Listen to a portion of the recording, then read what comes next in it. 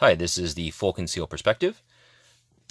The question of how do you operate an M3D pistol? For that matter, most of our M3 designs they function very similar. It's essentially a normal Glock, except with this hinge mechanism here. You have a latch that just latches right in. You depress the bottom part of this latch. There's many ways to do it. You can go head in. I sometimes put it sideways with my thumb. I'll depress it, and when you click it together, there's what we call a grip retention device, GRD, in the front.